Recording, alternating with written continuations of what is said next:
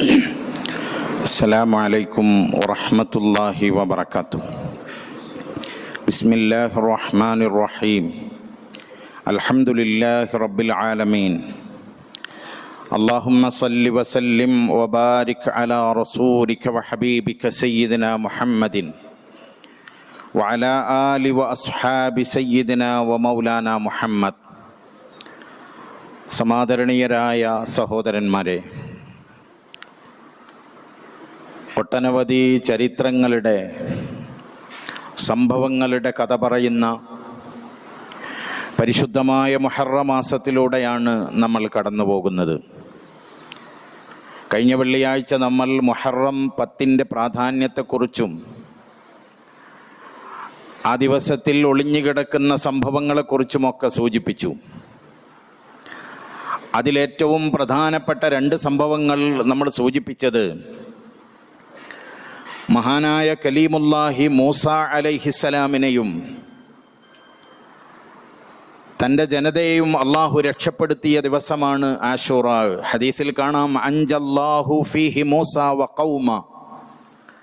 മൂസാ നബി അലൈഹിസ്സലാമിനെയും തൻ്റെ ജനതയും അള്ളാഹു അന്ന് രക്ഷപ്പെടുത്തി. വ അഗ്റഖ ഫിർഔന വ ഖൗമഹു. ഫിർഔനിനെയും അവൻ്റെ ജനതയെയും അള്ളാഹു വെള്ളത്തിൽ മുക്കി നശിപ്പിച്ച ഒരു ദിവസമാണ് ആ ദിവസം.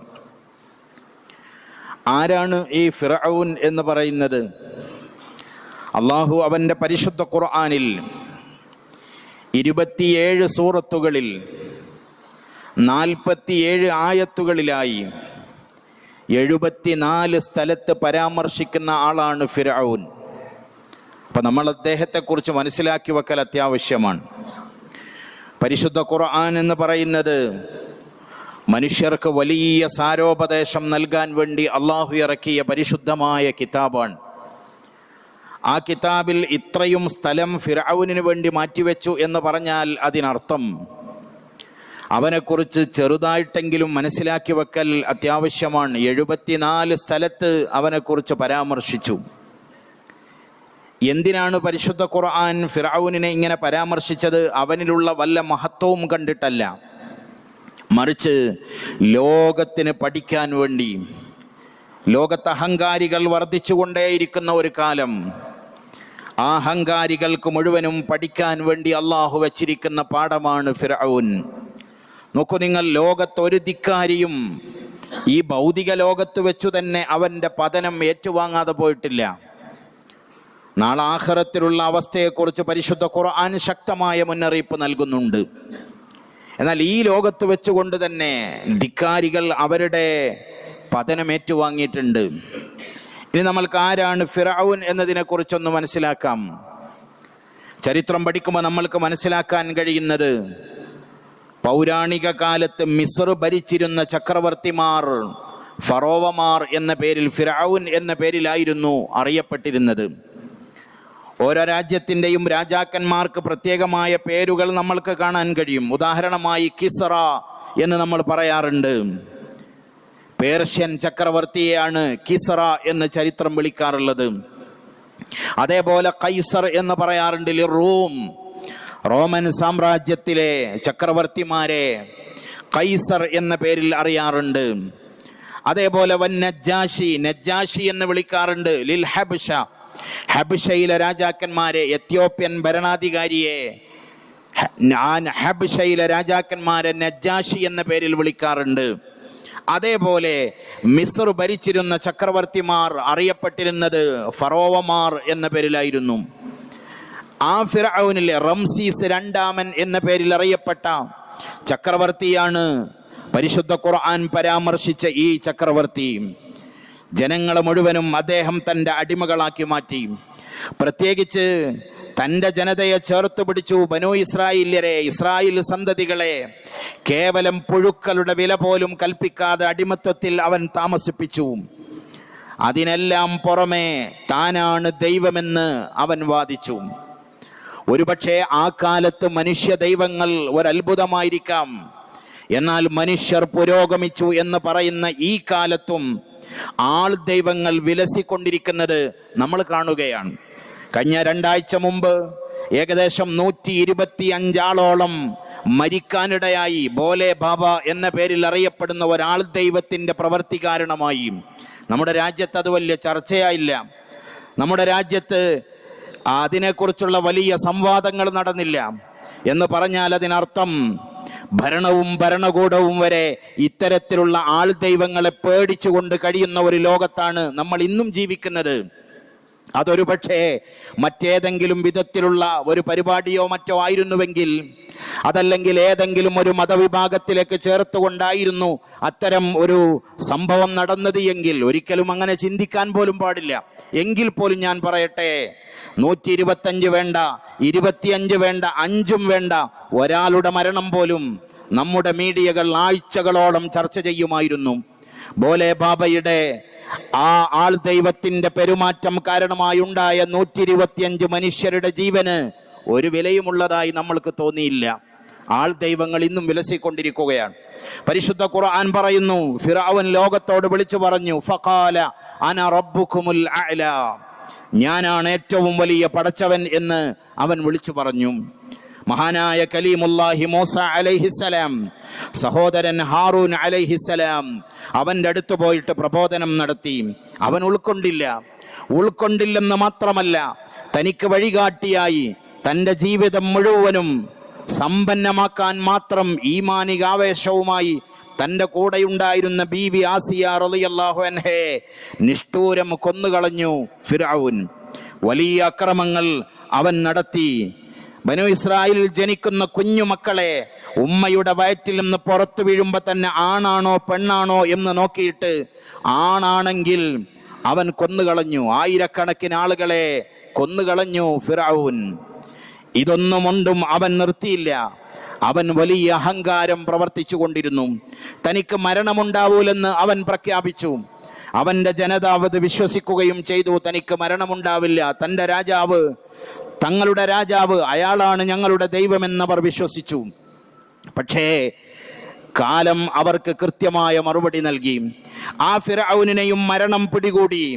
നോക്കൂ നിങ്ങൾ, വെള്ളത്തിൽ മുങ്ങിയിട്ട് ചത്തുപോയി ഫിർഔൻ. ഞാൻ ആ സംഭവം വിശദീകരിക്കാൻ ഈ സമയം പര്യാപ്തമല്ല.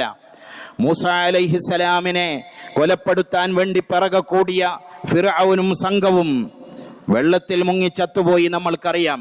അല്ലാഹു സുബ്ഹാനഹു വ തആല അവൻ്റെ പരിശുദ്ധ ഖുർആനിൽ പ്രഖ്യാപിച്ചു, അവൻ്റെ പതനത്തെക്കുറിച്ച് പ്രഖ്യാപിച്ചു.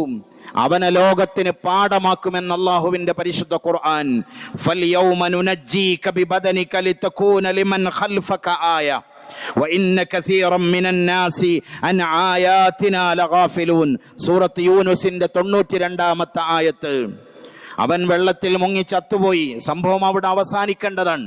പക്ഷേ പരിശുദ്ധ ഖുർആൻ പറഞ്ഞു, ഫൽയൗമ നുനജ്ജീക, അല്ലാഹു അന്ന് ഫിറഔനോട് പ്രഖ്യാപിക്കുന്ന ആ പ്രഖ്യാപനം ഖുർആൻ എടുത്തുദ്ധരിക്കുകയാണ്. നിന്നെ നാം ബാക്കി വെക്കുക തന്നെ ചെയ്യും, നാം സംരക്ഷിക്കുക തന്നെ ചെയ്യും. ബിബദനിക്, നിന്റെ ശരീരം നാം ബാക്കി വെക്കും. സാധാരണ ഒരാൾ മരിച്ചാൽ, ഒരാൾ ചത്തുപോയാൽ, വെള്ളത്തിൽ പോയാൽ 3-4 ദിവസം കഴിയുമ്പോൾ എത്ര തെരച്ചിൽ നടത്തിയിട്ടും കിട്ടാത്ത ബോഡികൾ പിന്നെ വെള്ളത്തിൽ ജീർണിച്ച് പൊങ്ങി വരുന്നത് നമ്മൾക്ക് കാണാം. പക്ഷേ ഫറോവയുടെ ജഡം പൊങ്ങി വന്നില്ല. 3000-ലധികം കൊല്ലം വെള്ളത്തിനടിയിൽ കടന്നു. അള്ളാഹുവിൻ്റെ ഖുർആന്റെ പ്രഖ്യാപനം സാക്ഷാത്കരിക്കപ്പെടുകയായിരുന്നു. അള്ളാഹുവിൻ്റെ പ്രഖ്യാപനം അവിടെ സത്യമായി പുലരുകയായിരുന്നു. തീർച്ചയായും നിന്റെ ശരീരം ബാക്കി വെക്കുക തന്നെ ചെയ്യും. ലിതകൂന ലിമൻ ഖൽഫക ആയ, നിന്റെ പിറകെ വരുന്ന ആൾ ദൈവങ്ങൾക്ക്, അഹങ്കാരികൾക്കൊരു പാഠമാവാൻ നിന്നെ നാം ബാക്കി വെക്കുക തന്നെ ചെയ്യും. വഇന്ന കസീറൻ മിനൻ നാസി അൻ ആയാതിനാ ലഗാഫിലൂൻ. ജനങ്ങളിൽ അധിക പേരും നമ്മുടെ ദൃഷ്ടാന്തങ്ങളെ തൊട്ട് അശ്രദ്ധരാണ്. നീണ്ട വർഷങ്ങൾക്ക് ശേഷം AD 1898 ചെങ്കടലിൽ നിന്ന് റംസീസ് 2-ാമന്റെ ജഡം കിട്ടി. ആലോചിച്ച് നോക്കൂ നിങ്ങൾ, 3500ഓളം വർഷം വെള്ളത്തിൽ കിടന്ന ഒരു ജഡം വെള്ളത്തിൽ നിന്ന് കിട്ടുമ്പോൾ എന്താവണം അതിൻ്റെ അവസ്ഥ? ലണ്ടനിലെ പുരാവസ്തു ഗവേഷണ വിഭാഗം അവന്റെ ശരീരത്തെക്കുറിച്ച് പഠനം നടത്തി. അവർ സ്ഥിരീകരിച്ചു ഇത് ഇന്നയാളുടെ ജഡമാണെന്ന്. ഇന്നും ഈജിപ്തിലെ മ്യൂസിയത്തിൽ ലോകത്തിന് കാണാൻ വേണ്ടി ഫറാവ മലർന്നു കിടക്കുന്നുണ്ട്. ലോകത്തെ സർവ്വ അഹങ്കാരികൾക്കും പാഠമാവാൻ 4000-ൽ പരം വർഷങ്ങൾക്ക് ശേഷവും ഫറോവയുടെ ജഡം അവിടെ കിടക്കുന്നുണ്ട്. ലോകത്തിന് പാഠമായി. അത് മുഹറം നൽകുന്ന സന്ദേശമാണ്. അഹങ്കാരം അധിക നാൾ നീണ്ടു നിൽക്കില്ല എന്ന സന്ദേശം.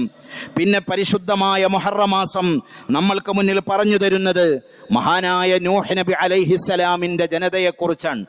ഉപദേശം സ്വീകരിക്കുക എന്നത് ബുദ്ധിയുള്ളവരുടെ അടയാളമാണ്. ഉപദേശം സ്വീകരിക്കുക എന്നത് മുത്തഖീങ്ങളുടെ അടയാളമാണ്. നമ്മൾ ഒരുപാട് ഉപദേശങ്ങൾ കേൾക്കുന്നവരാണ്. പക്ഷെ പലപ്പോഴും ഉപദേശങ്ങളിൽ നിന്ന് തിരിഞ്ഞു നടക്കുമ്പോൾ ഞാൻ അടക്കമുള്ളവരാലോചിക്കണം ചരിത്രത്തിന്റെ ഇന്നലകളെ കുറിച്ച്. 950 വർഷം മഹാനായ നൂഹ് നബി അലൈഹിസ്സലാം തന്റെ ജനതയെ ഉപദേശിച്ചു. വളരെ കുറച്ചു പേർ മാത്രം അത് അംഗീകരിച്ചു. സ്വന്തം ഭാര്യ അംഗീകരിക്കണമായിരുന്നു, ഭാര്യ അംഗീകരിച്ചില്ല. തൻ്റെ മക്കളിൽപ്പെട്ട ഒരു മകൻ പോലും തന്നെ വിശ്വസിച്ചില്ല. മഹാനവർകൾ നിരന്തരം അവരോട് പ്രബോധനം നടത്തി. പരിശുദ്ധ ഖുർആൻ അതെടുത്തു പറയുന്നു. മഹാനവർകൾ പറയുന്നു, ഖാല റബ്ബി ഇന്നി ദഅവ്തു ഖൗമി ലൈലം വനഹാറാ. നമ്മൾ വെള്ളിയാഴ്ച 1/4 മണിക്കൂർ നേരമാണ് നമ്മൾ ഇത്തരത്തിലുള്ള സംസാരം നടത്തുന്നതെങ്കിൽ നൂഹ് അലൈഹിസ്സലാം പടച്ച റബ്ബിനോട് പറയുന്നു, റബ്ബേ ദഅവ്തു ഖൗമി ലൈലം വനഹാറാ. 24 മണിക്കൂറും ഞാൻ എൻ്റെ ജനതയെ ഉപദേശിച്ചു. രാത്രിയെന്നോ പകലെന്നോ വ്യത്യാസമില്ലാതെ ഞാൻ അവരുടെ പിറകെ കൂടി ദഅവത്ത് നടത്തി. ഫലം യസിദുഹും ദുആഇ ഇല്ലാ ഫിറാറാ. ഞാൻ അവരെ വിളിക്കുന്തോറും അവരകന്നകന്നകന്ന് പോയിക്കൊണ്ടിരിക്കുന്നതായിട്ടല്ലാതെ ഒരടുപ്പവും എനിക്ക് കാണുന്നില്ല പടച്ചവനെ. നീ അവർക്ക് പുറത്തു കൊടുക്കുന്നാണ് ഞാൻ അവരോട് ഈ വഅദ് പറഞ്ഞത്. നീ അവർക്ക് സ്വർഗം കൊടുക്കുമെന്നാണ് ഞാൻ അവരോട് പറഞ്ഞത്. ഞാൻ അവരെ ബുദ്ധിമുട്ടിക്കാൻ ഒന്നും പറഞ്ഞില്ല. പക്ഷെ അങ്ങനെ പറഞ്ഞപ്പോഴും ജഅലു അസാബിഅഹും ഫീ ആദാനിഹിം, അവരെന്റെ ഉപദേശം കേൾക്കുമ്പോ വിരൽ ചെവിയിൽ തിരുകാൻ തുടങ്ങി. എന്നെ കാണുമ്പോ അവർ ചെവിയിൽ വിരലിട്ടു. അവർ വസ്ത്രം കൊണ്ട് മൂടി പുതച്ചു കളയുകയാണ് തമ്പുരാനെ. അവരെന്റെ ഉപദേശം കേൾക്കുന്നില്ല.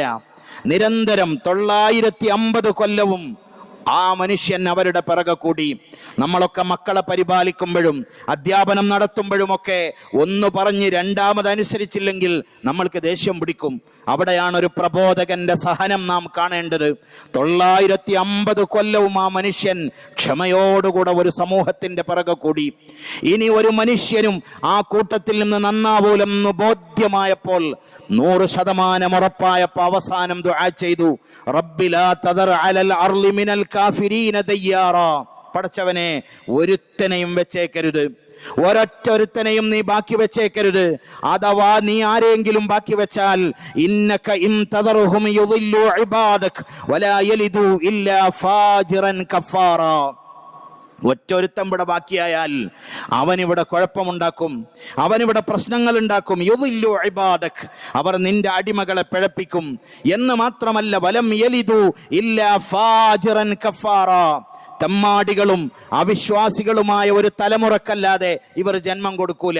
ഇവരിൽ ജനിക്കുന്ന മക്കൾ പോലും നന്നാവൂല. പടച്ചവനെ ബാക്കി വെച്ചേക്കരുത് എന്ന് പറഞ്ഞപ്പോഴാണ് അല്ലാഹു നൂഹ് അലൈഹിസ്സലാമിനോട് കപ്പലുണ്ടാക്കാനും വലിയ ശിക്ഷക്കൊരുങ്ങിക്കോളാൻ ആ നാട്ടുകാരോട് പറയാനും പറഞ്ഞത്.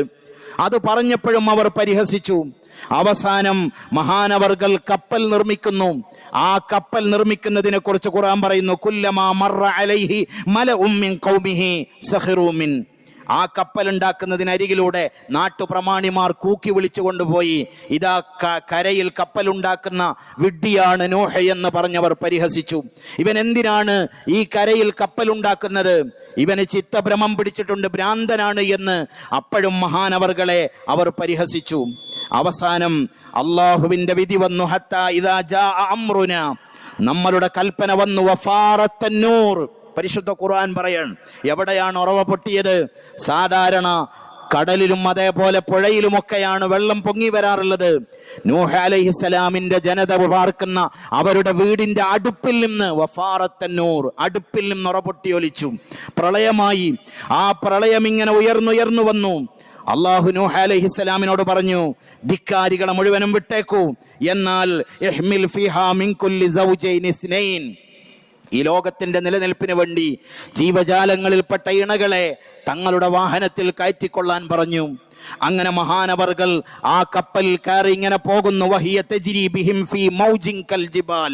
പരിശുദ്ധ ഖുർആൻ പറയുന്നു, പർവ്വത സമാനമായ തിരമാലകൾ, വമ്പിച്ച തിരമാലകൾ ഇങ്ങനെ ആ കപ്പലിനെ ആടിയൊലച്ചുകൊണ്ട് പോകുമ്പോ ആ കപ്പലിന്റെ ആ പായവഞ്ചിയുടെ കോണിലിരുന്നു കൊണ്ട് നൂഹ് അലൈഹിസ്സലാം കണ്ടു തന്റെ മകനെ. ദൂരെ തന്റെ മകനെ കണ്ടു. വനാദാ നൂഹുൻ ഇബ്ന, തന്റെ മകനെ വിളിച്ചു മഹാനവർകൾ. യാ ബുനയ്യർകം മഅന, എന്റെ കുഞ്ഞുമോനെ കയറടാ ഈ കപ്പലിൽ, ബാപ്പാന്റെ കുട്ടി ഇങ്ങോട്ട് കയറ്. ആ സമയം പോലും ആ മകൻ വിശ്വസിച്ചില്ല. അവൻ പറഞ്ഞു, ഞാൻ ആ മലയുടെ മുകളിൽ കയറിക്കൊള്ളും, നിങ്ങളുടെ കപ്പൽ എനിക്ക് വേണ്ട എന്ന് പറഞ്ഞ് അഹങ്കാരത്തിന്റെ മൂർത്തി രൂപമായി ആ മകൻ മാറിയത് ചരിത്രത്തിൽ കാണാം. സർവ്വ അഹങ്കാരികൾക്കും പാഠമാണ് പരിശുദ്ധമായ മുഹറം. റജബ് മാസം 10-നായിരുന്നു ആ കപ്പൽ യാത്ര തുടങ്ങിയത്. മുഹറം മാസം 10-ന് ഏകദേശം 150 ദിവസങ്ങൾ ആ കപ്പൽ സഞ്ചരിച്ചു എന്ന് ചരിത്രം. ജൂതീയ പർവ്വതത്തിൽ ആ കപ്പൽ അണഞ്ഞുവെന്ന് തഫ്സീറിന്റെ ഗ്രന്ഥങ്ങളിൽ കാണാം. ആയതുകൊണ്ട് അഹങ്കാരികളുടെ പതനമാണ് മുഹറം മാസത്തിന്റെ സന്ദേശം. നമ്മൾ അഹങ്കാരത്തിന്റെ കുപ്പായം അഴിച്ചുവെച്ച് അള്ളാഹുവിലേക്ക് വിനയാന്വിതരായി മാറുക. അള്ളാഹു നമ്മെ മുത്തഖ്യങ്ങളിൽ ഉൾപ്പെടുത്തി തരട്ടെ. ആഖിറം വിജയിക്കുന്ന സജ്ജനങ്ങളിൽ നമ്മൾ അള്ളാഹു ഉൾപ്പെടുത്തി തരട്ടെ.